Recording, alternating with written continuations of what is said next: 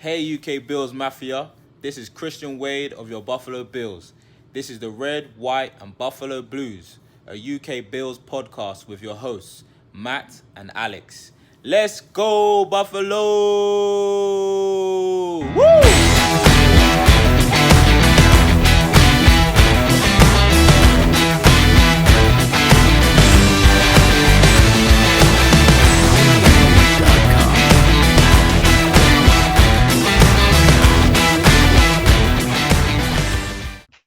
Hello and welcome to another episode of the Red, White and Buffalo Blues, a UK Bills podcast, Bills news with a UK twist.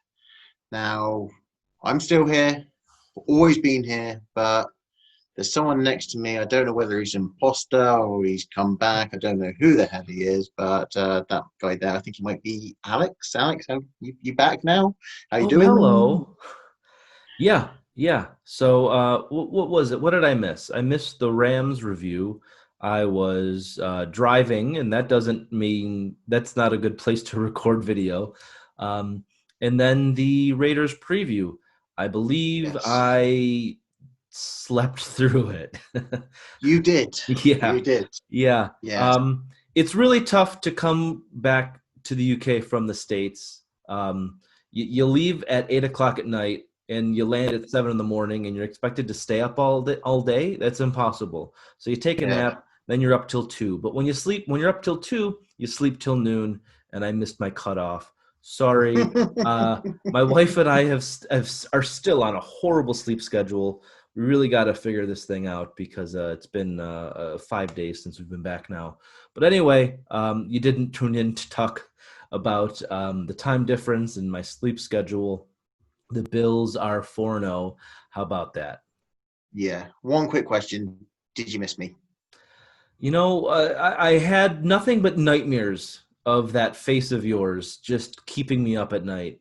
I dreaded coming back and having to do this, having to look at whatever you call a face.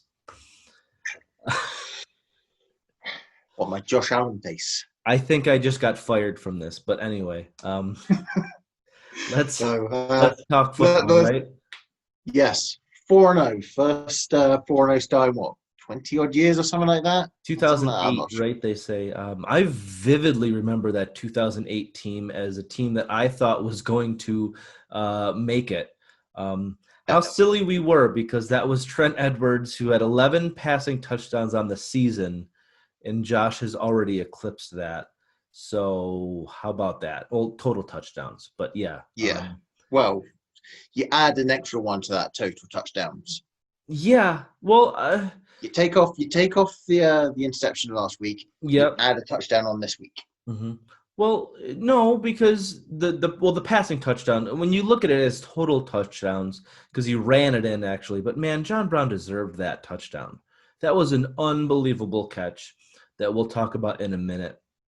But my first takeaway in the good segment is our third down efficiency. We're currently 5th in the league, sitting at 52%. For the game, we were 53, but when it mattered most, when the game was still in question, we were 7 of 10, 2 touchdowns, and one of those misses, we converted on 4th down. So I think the biggest difference that we're seeing between this Bills team and so many other teams in the NFL, Raiders being one of them, is our aggressiveness and our confidence. When you look at the Raiders, they were 3rd and 1 and ran their fullback, then kicked a field goal on 4th and 2. Should have went for it. To start the third quarter, they had 4th and 2 from our 7, and they kicked a field goal. Should have went for it. 4th and 1, they're trying to come back. They do a simple run, and we stuff it. You would have then considered the Bills in that situation would have probably went 4 wide. We would have spread it. We would have done something tricky. That Isaiah McKenzie 4th down conversion on the jet sweep, beautiful. Confidence on 3rd downs and aggressiveness in play calling won us this game, has been winning us all of these games. It's been really exciting to watch. However, I don't know about you, how you watch your games, but here's how I watch my games. I'm on the edge of my seat. I'm drinking beer, wanting to switch to hard alcohol by halftime. I don't know how. I would love to be able to sit back comfortably and drink tea watching a Bills game. How do you watch a Bills game? With my missus actually getting pissed off with me. Why is that? Because she wants to watch The Crown, or because she can't handle you yelling? Second one. Yeah. She hates it every time I watch sport. She Yeah. hates it, especially when it's either West Ham or Buffalo. Yeah. I just get so angry. She Well, doesn't like it. you picked the wrong teams. You didn't pick any easy teams to follow. So But then again, she's watched both games the last two seasons, last two weeks, and this is someone that she says she can't get into it because it's all Really? start. The Rams game. That game was remarkably exciting. All right, we're gonna have her on as a special guest. She means stop, like in it's starts and stops, adverts and starts and stops pretty much straight away. That's all. That's sort of start and stop. Okay, so UK question for you. I know that the Premier League football doesn't have any commercial breaks other than halftime, right? Yeah. You watch cricket also, rugby. Do they also do the same thing? No. So there's going to be cricket does. Cricket will have breaks with golf have breaks, but game. rugby league, rugby union, football, and that's all. They won't have breaks. Okay. Yeah. I mean, it's just something that we're so used to in America with hockey. You get whistles, you get commercials. Baseball, you get pitching changes, you get commercials. Football, obviously, and basketball, timeouts, commercials. So think about it, though. Ages ago, it was worse. I would say maybe 5-6 years ago, because the NFL did a thing where they cut commercial break time. It's been worse. But yeah. Anyway, good luck with that. My wife watched the game with me, and she very much enjoyed it. But good luck on your end with that. So would you say, I don't know, how much other football do you watch, or do you just watch the Bills? Mainly just watch the Bills. Okay. So did you watch like any red zone before the Bills game? Because we were 4:00 kickoff. So I watched a lot of the 1:00 games, and I'm watching a lot of teams play it safe. There's only a handful of teams in the league that are as aggressive as us in personnel packages and in going for it and trusting your quarterback on 3rd and long. I mean, you're looking at only Mahomes and Prescott, Rodgers going for anything on like 3rd and 14.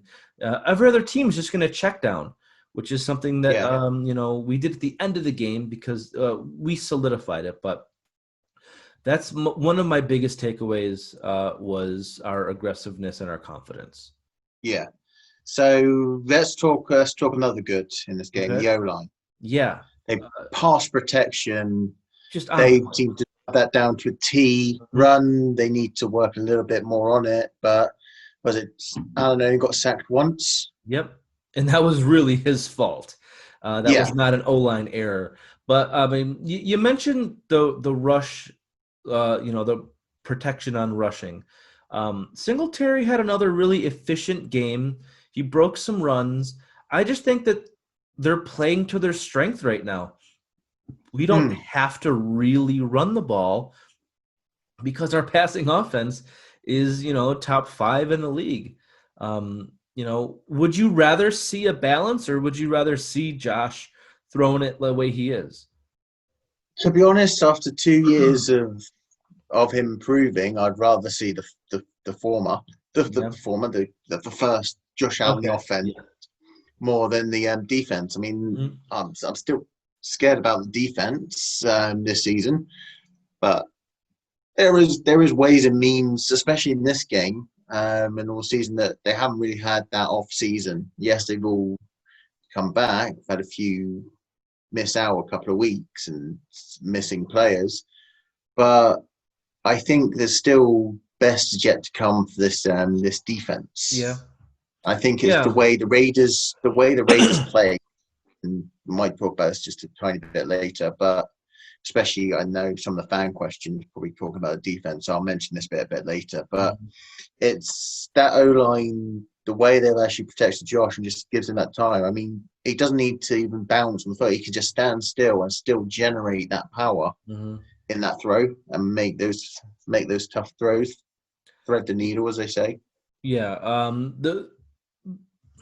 The Raiders aren't a good pass rush. They only get to the quarterback 5.6% of quarterback dropbacks in terms of hurrying him. And they blitz at a remarkably low percentage, I think, between like 7 and 14, I think it was. But at the same time, we all know that the stats on Josh Allen under pressure have been great. So at the same time, the Raiders played to their strength. They knew that they couldn't get to him. So they dropped guys back into zone coverage, and Allen was still able to hit guys. So at the same time, the O-line did their job, and Josh was able to prove that he can do pocket passing. I was able to, when I was back home, watch like some of the pregame shows, and the NFL Network had Steve Mariucci, former NFL coach, say that the Raiders have to keep Josh Allen in the pocket. That's how they could upset us. And Mooch, I know you're not watching this, but this is why you're not a coach in the NFL anymore. Josh Allen can win games from the pocket. Watch some game film, bro. All right. There's really no way to stop Josh Allen right now. And it's just been fantastic. The only one who can stop Josh Allen is Josh Allen. Yeah, as we can see on that awful sack. But, he's figured out how to throw with a touch pass. He's figured out how to – he's always known how to gun the ball. So he's figured out the touch passes. He's figured out the deep ball. Oh, my God, that throw to Diggs. I'm watching it every 5 minutes. I was waiting for him to call an interception. Yeah. To nitpick, honestly, and I don't want to do this, but this is the Bills in me. Find something wrong. Bills fan in me, there's always something to figure out and nitpick. Yeah. When you watch the wide view of that play, Diggs had a clear shot to the end zone, and Allen didn't lead him. But no wide receiver last year could have made that catch. Yeah. No, exactly. That was a contested catch, and that's Diggs all day. He's so freaking good. And that leads us into our next level of the good, which is our wide receivers. Definitely. I don't even need to throw out any stats, honestly. This one is simple. Our wide receiver core could literally be the best in the league. Who else has 4 wide receivers the way we have 4 wide receivers, Yeah. I honestly, I would need the to only look. ones I think of is Atlanta. Atlanta's good. Possibly. Yeah, Atlanta's good. Jones, Ridley, Gage, and their tight end Hurst. But I don't know who their 4th wide receiver is. You could argue Tampa Bay because Brady's loved hooking up with that Scotty Miller. Arizona, Andy Isabella. Arizona, Hopkins, Fitzgerald, Kirk, and Isabella. Yeah. It's tough to say Fitz, though, because he's a fossil. I love him. He's a favorite of mine. I love a guy who is consistent and stays on one team his whole career. But at the same time, you were able to name 3 other teams and we're in that top 5, and that's an elite offense. You look at what Beasley can do. You were just going to bring up Beasley, weren't you? Well, no, I was actually going to bring up how we actually my stat from the previous show about the we play a 4 wide receiver set, pretty much more out of every team, the most on there, and that's where our most success actually come from, which obviously is showing how talented these guys are, and especially Gabe Davis, who I still say is going to be the Bills Rookie of the Year. Yeah, not a lot of competition with Epinesa not really playing very much, so I blew it on that call. But it's just shown how he's learned all the way through. You've got great technicians in Diggs and Beasley. You've got John Brown, who is underrated as a technician with speed, change direction, his catch movement, and all that. Tight end is really the meh part of it, but we've got a wide receiver core. I mean, even Isaiah McKenzie. I mean, people wanted him cut, but look what he's done in certain situations for us. He's kept us in games, and when we need him, he's stepped up against the Dolphins at 48 yards pass to set up the touchdown. Yeah, but we didn't see that though, right? We needed to rely on fan video for that. Yeah, but fourth and one, he actually did the jet sweep, got us 14 yards, and the first down. I mean, it's what they've fitted it to Josh Allen's taste, and this offense is now truly, you can say, a Josh Allen offense. Yeah, we have a guy who can do everything. There's not one wide receiver trait that this group is missing. Maybe height, but who needs height when Diggs is one of the best wide receivers in the league at contested catches, which we've seen. Brown, we all think back to that Ravens game last year where he couldn't win that 50-50 ball, but here he does it at the goal line against two guys. Unbelievable. He deserved that touchdown. But I really wanted to talk about Beasley for just a second because he's doing things that we probably didn't assume he could do. We all thought Beasley's going to come in. Beasley's going to be the check down guy. He's going to be the short yardage guy. And here he is converting third and longs. Here he is catching 11-yard touchdowns with two guys in his face, flipping upside down. He's really, and I think through team chemistry between Diggs and Brown, he's added something else to his game where he could just get deep now, finding pockets and zones. I can't speak any higher to what our wide receiver core can do. I would have loved to see I wouldn't have loved to see, but we talk about the true test is how they can do it with, somebody else at quarterback. We all talked about, can the Patriots win without Tom Brady? And they can. But can our wide receiver core do something without Josh Allen? And holy crap, that was a little bit of a scare, wasn't it? Yeah. No, I agree. Yeah, it was nice to see Diggs go over there and immediately start talking with Barkley, trying to get him ready. That's fantastic. I love that this team is a team-first mentality. Yeah. But, thank the Lord Jesus Christ and whoever you believe in that Allen came out fine again in this game. Yeah, I mean, yes, my heart actually did go, oh, shit, what the fuck is going on here? We're going to have to play a Barkley.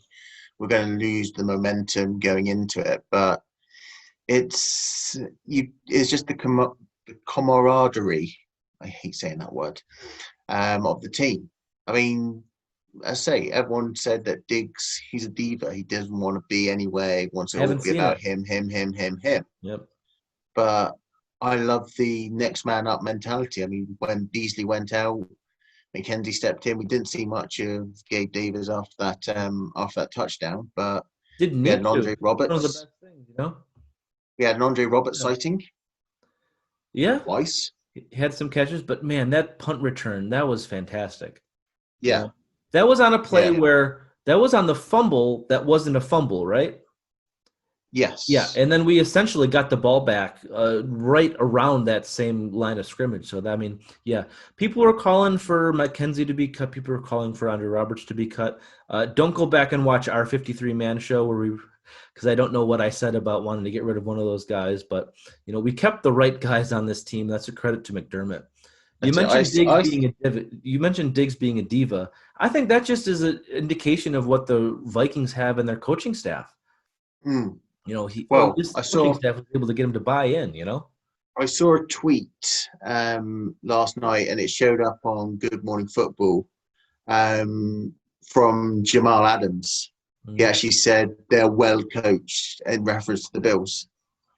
Respect. So that shows how well even everyone outside of the Bills organization seeing, and pundits seeing how well the Bills are being coached.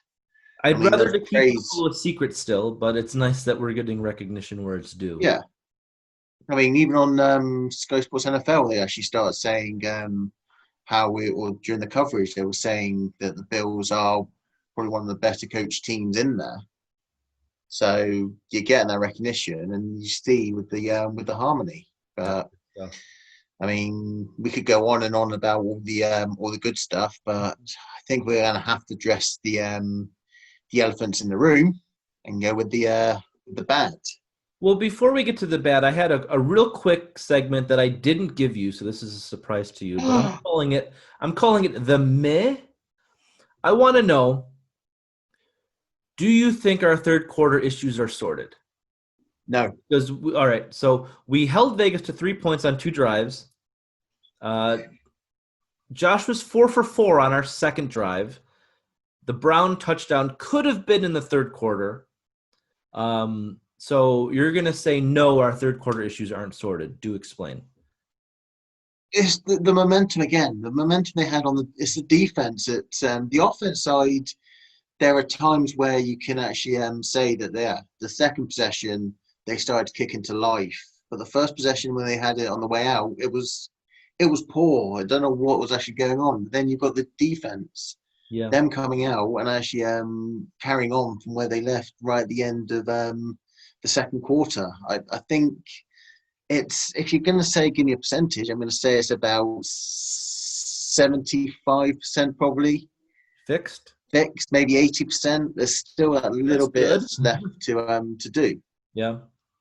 The first drive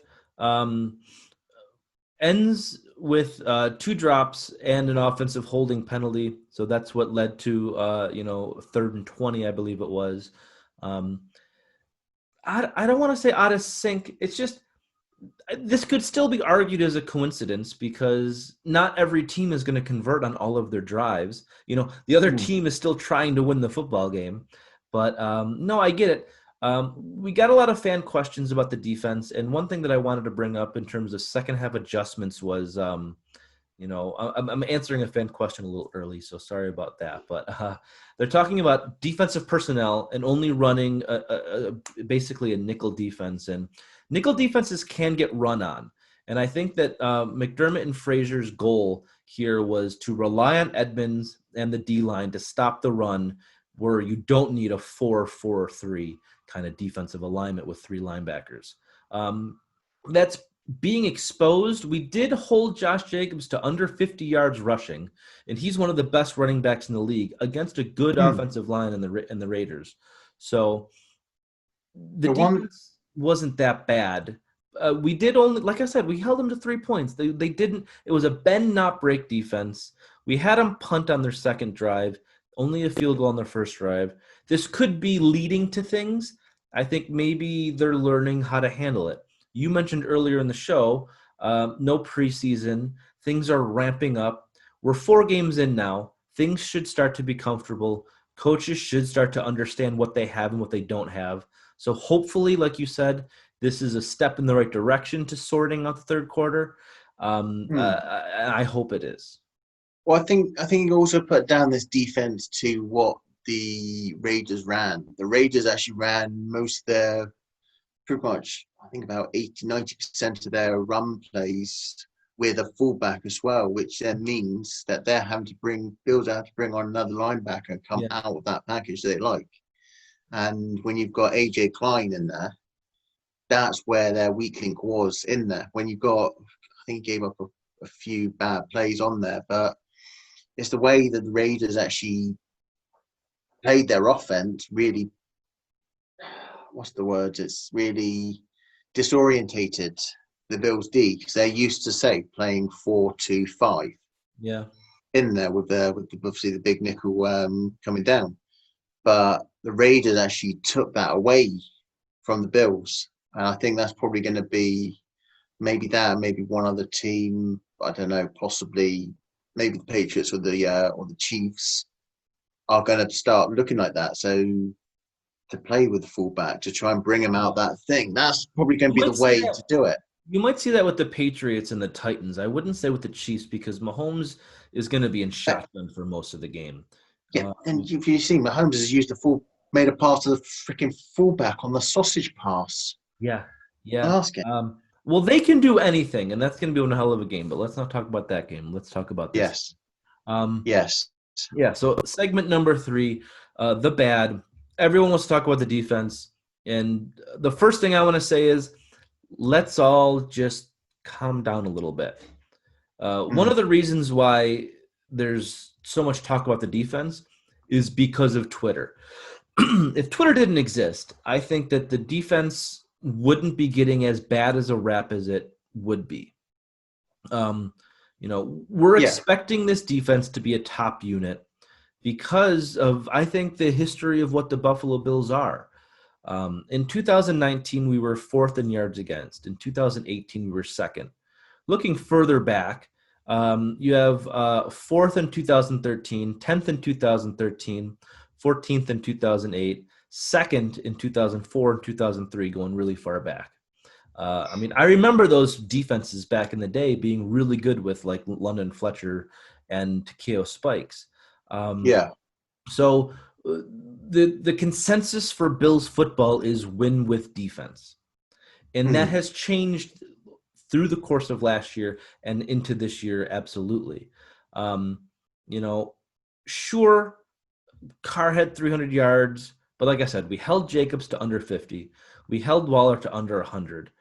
This is a Raiders offense that had a very similar game against New England last week, and I'm sure no one in New England is freaking out about their defense. The Raiders put up 34 on the Saints' 10th ranked defense. So I think more than anything, expectations need to be that this is going to be an average defense this year, not a top defense. And one last point before I let you get a word in. Looking back at last year's defense, we played 10 games against bottom 10 offenses. Do you think that it all led to our outstanding defensive numbers last year? No, well, no. I think it's this the quarterbacks themselves. I mean, this year we faced Jared Goff. We're going to face Patrick Mahomes. We're going to face Russell Wilson. We're probably going to face Big Ben. Yep. I mean, you can't rule out Fitzpatrick in any game that he plays in. They did rank at the bottom 10 in offense last year.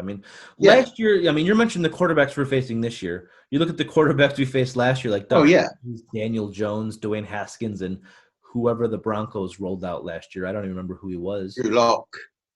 They actually had Drew Lock in our game. Not all game? Not all game. Yeah, all game. He was the starter in that game. Really? Huh. Yeah. Okay. Whatever. Huh. Yeah, we made him look bad, and who knows what the Broncos are this year? So because of the injuries. So well, they beat the Jets, but then again, anyone can beat the Jets, and they beat the Jets with the third string quarterback, fourth string quarterback. It's important to know that we held this offense to 16 points. They got one garbage time touchdown where we didn't care about that. So it was truly bend, don't break. Are you worried about it? No. That's the spirit. It's part of me was actually a bit concerned. But it's the quarterbacks we're facing. I mean, you just looking at who we're going to be facing this year compared to last year. We've got the strongest, we've got the hardest schedule with these teams. I mean, say Chiefs, even you can throw Titans in there, Rams, Seahawks, Arizona even now. You've got those offenses which at home retest Carolina. So yeah. But we've got those offenses to come. I mean, I'll even throw the Patriots in there because you still can't rule them out. Right. But compared to last year, when we're facing teams, let's say quarterbacks with unknowns and third, fourth strings, it's a wake up call. I mean, I'd rather than be midway this year in the standings for defensive stats and have an offense which are going to be your top 5 offense. Absolutely. I'd rather do that this year, and then in the draft you know you're going to keep the majority of that offense is going to stay together. Mhm. There's the odd pieces that you're going to be able to then use with your first two picks for that defense. I mean, cornerback one, and maybe potentially another lineman or another edge rusher. I think we're really close to becoming what the Chiefs have been able to put together. I know Josh Allen is not going to ever really be Patrick Mahomes, but he's going to be right there behind him. They were able to go out and get a safety. They were able to build their defense second after they built their offense. And it looked like we built our defense first and then built our offense, but now the defense is kind of faltering. So I think we need to go out and get somebody else for the secondary. Because if Wallace is hurt, Josh Norman can't really cover. He allowed that Nelson Aguilar touchdown that got called back. Thank God he's such a baller when it comes to tackling, forcing that fumble. But we're probably a pass rusher. Hopefully Epinesa can get sorted. And a second cornerback away from really being legit. And I hope they can maybe get a little bit creative in play calling because we're not rushing the passer very well. And that's really going to be a case going forward. We haven't been supremely tested. The Rams supremely tested our defense, and our defense was shattered by them. So if that's what's going to happen, we're going to have to rely on Josh Allen every week. It's not a comfortable place to be in against really good offenses coming up. So I think it's going to be a situation where Bills fans are going to have some really mangled nails from biting them, some really sore thumbs from tweeting about the defensive woes, and probably some alcohol problems from drinking too much. That's going to be football going forward, it looks like. Yeah. So let's wrap this up then. We've got, how many fan questions have you got for me today or us today? 5, 6, 7, 8, 9. No, I think we're looking at 5 or 6. So what? Yeah. Damn it, not as much as last. Well, we didn't get annihilated on defense. So last week was basically all how's the defense. But here we'll start off with Keith Gledhill. Why did it take the defense so long to do their thing? Do you think Las Vegas's O-line? Do you think the Las Vegas O-line tried? Sorry, Keith. We'll go tired, as in tired. Yeah. Then Keith threw out a lot of tired. We'll go with the first one. Keith, why did the defense take so long to do their thing? We were really bending in the first half, and then the second half we kind of locked it down. Again, I put it down to the Raiders actually offense at the time. The first 2-3 quarters, they were actually playing with that fullback, but as soon as they fell behind, they started actually going a bit more spreads, not having that fullback to bring the Bills out of their comfort zone with their defensive package.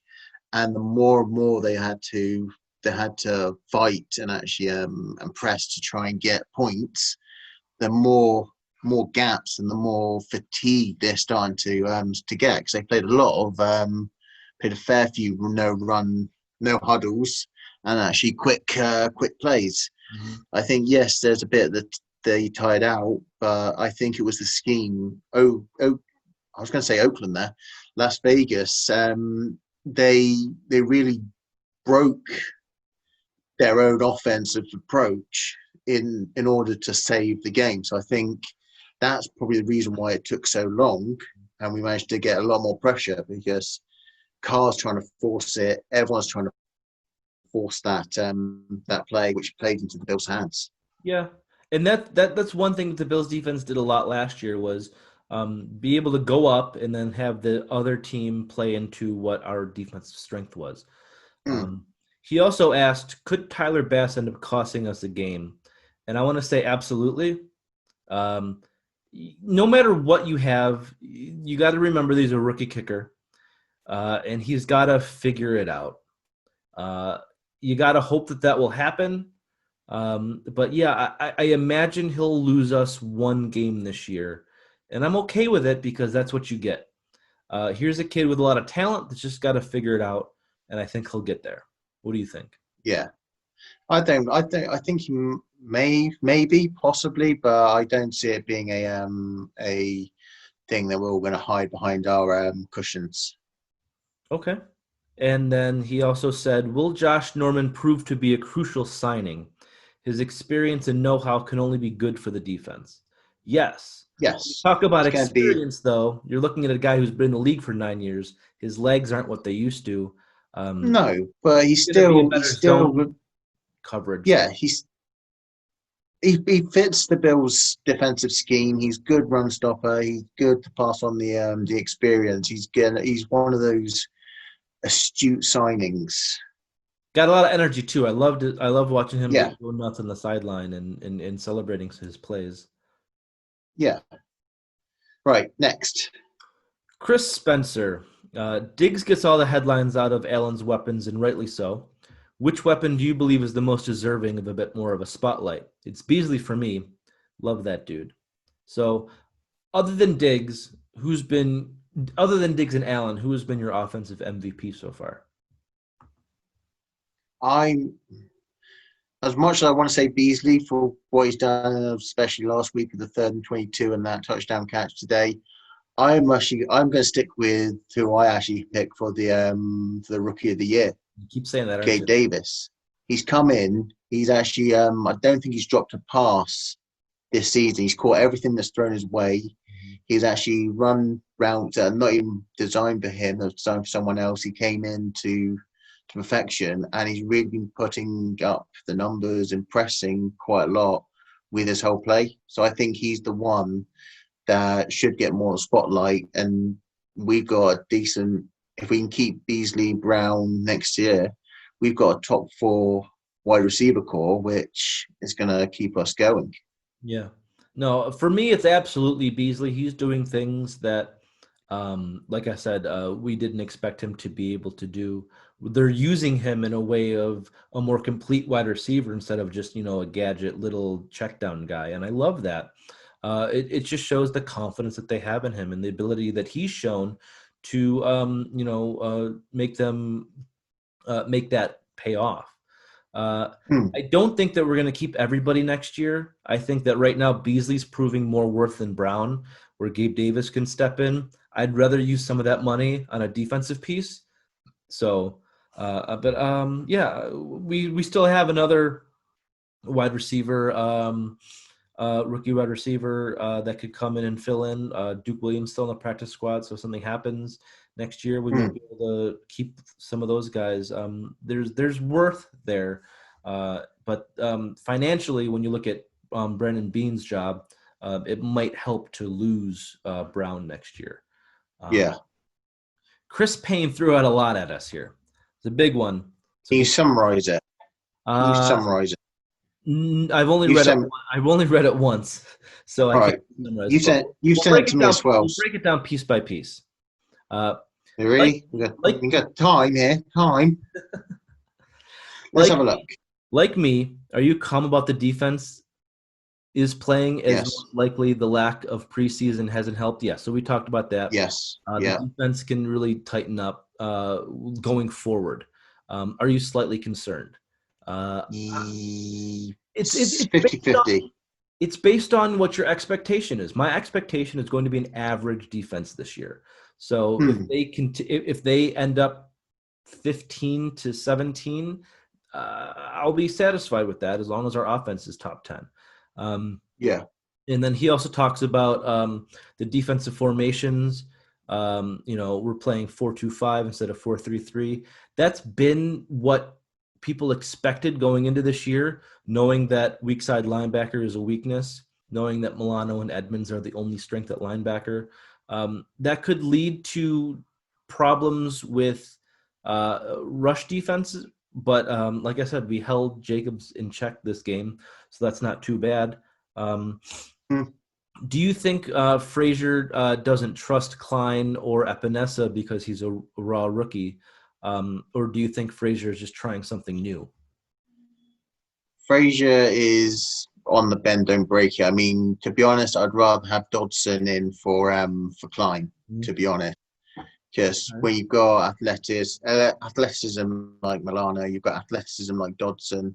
I think he brings more to the table than Klein. So I think if anything, if they had to go to the 4-3-3, then I'd bring in Dodson to actually counteract. Because as much as I like Klein, I can't see him other than potentially a Mike. I can't see him play any other position. And with Dodson and Milano, or either side of Edmonds, you've got the athleticism to keep with the tight ends, keep with the running backs. So I think it's. I It's a don't think position of it's need. at the risk of not trying anything. But I think it potentially they are going to look for a new linebacker during the off season. I can see us either drafting or signing one just to actually to play backup on there. I mean, they shouldn't have got rid of Thompson. Maybe they should have got rid of Joseph, but I would give Dodson the start over Klein if they ever had to go back into that formation. All right. Mark S. asks, how many points will it beat Seattle by in the Super Bowl? Well, we're going to get a preview of that coming up soon.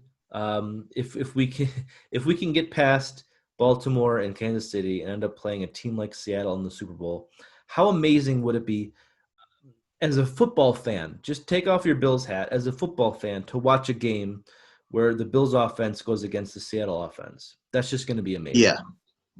Yeah, it'll be amazing. I mean, it'll be great. It shows that we've been best. We actually can outlast the Chiefs, beat the Chiefs, and all that. It would be a game where you've got two good quarterbacks that can both run and throw. You've got an offense, wide receiver core from both that have speed, strength, route running ability, and all that. It would be an interesting spectacle.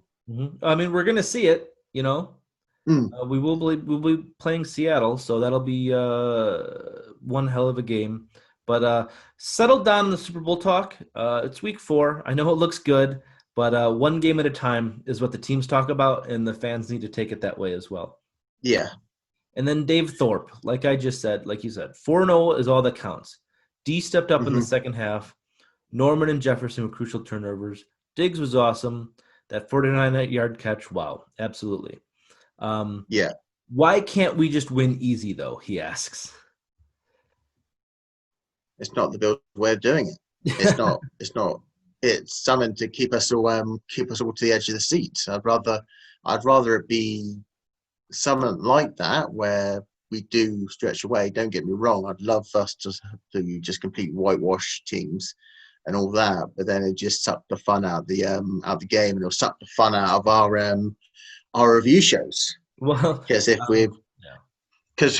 we do, what we're going to say is bad if our defense is actually smashing it and they're only holding opposition to like 10 or less points a game. What are we going to talk about that's bad? That's a good point. I think our Redskins game review last season was the shortest show we've ever done because it was like, yep, we look good, they look bad, game over, that's it. You know, analytically, we can't win easy because not every team in the NFL can be complete. Every team, even the Chiefs, have positions of weakness, and other teams are figuring out our defensive weakness. Luckily, we don't have an offensive weakness right now. Knock on wood, hopefully things stay the same. The Jets game was an easy win, right? Yes. So, we play them again, so get comfortable for that one. But, things aren't going to be easy coming soon. So just be ready, Dave, because things aren't going to be easy. So that's I assume that's all the questions, is it? Yes, sir. Yeah. So 5-0. Do we have a game next week? Do we have a game next week? Yeah. Well, okay. 4-0. Will we have a game next week? Go 5-0. Who knows? Will we get the extra long break for the Chiefs game? Who knows? And all I'm going to have to say to close it up, because I should be in the back of work at about half an hour ago. All right, let's go. Keep subscribing, following us on YouTube, Twitter, Facebook, Keep following, keep showing the love. And for Alex and for me, it's good morning, good afternoon, good evening. Thank you for watching, listening, and go Bills. Go Bills.